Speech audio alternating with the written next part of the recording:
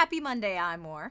And as we're getting back into the swing of things, it seems only natural to chat about that time-honored start-of-the-week occurrence, social media procrastination. You may be putting off an email or trying to figure out a way to stay conscious in a meeting or simply out of tasks to do at work.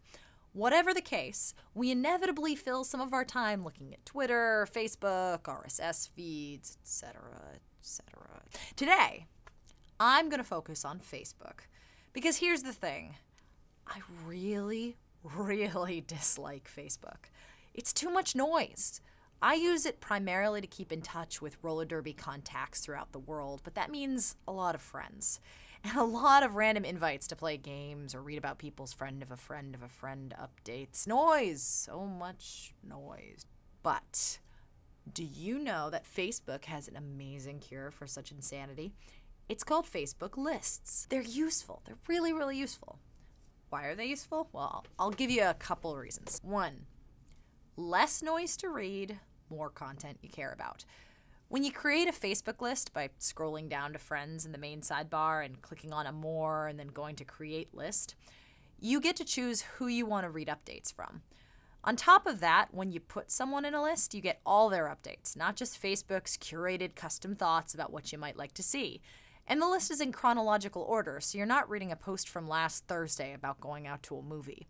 It's more Twitter-esque, which is probably why I like it. 2, you can limit your oversharing to the people who actually care about it. Hundreds of roller derby people don't necessarily need to know about my dad's birthday celebration, but I know my cousins are interested. So when you write a new status, the drop-down menu next to the post button lets you select the specific list that you want the post to go to. And if you post to that list, only the people selected in that list will ever see that status. It just doesn't appear to anyone else. I find it's really useful to arrange local group outings among my friends who live in the area without pestering friends who live across the country and have them be like, I would have loved to go out to dinner with you, Serenity, but I live in California. 3, if you care about a business's page, adding it to lists will let you see all of their posts. Business or fan pages have a really tough time getting seen in your newsfeed without paying for ad time. But if you want to get all the updates from your favorite band or ice cream shop or roller derby team, you just have to add them to a Facebook interest list. Scroll down to interests in the Facebook sidebar and click on that title, then click on the add interests button, then create list to create a new list for your pages. Inside that list, you'll get all your updates from all your favorite pages and you don't have to worry about missing a thing. 4, you can even make your lists show up next to the newsfeed for quick access. There's no point in a list if you can't be reminded to check it. So thankfully, there's an easy way to make them show up right under your newsfeed and events in the left sidebar. Just go to Friends, More, and click the gear icon for the list in question. Then just select Add to Favorites. It'll just pop up right there in your sidebar under newsfeed, events, etc. There's a similar deal for Facebook pages. You just go to the interest subsection and click the gear icon for the list in question.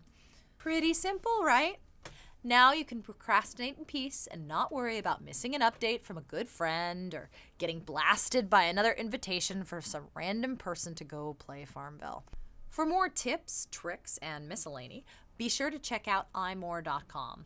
And if you have any questions or thoughts, be sure to leave them in the comments box below and I'll get back to you. Have a good week, folks, and I'll see all of you real soon.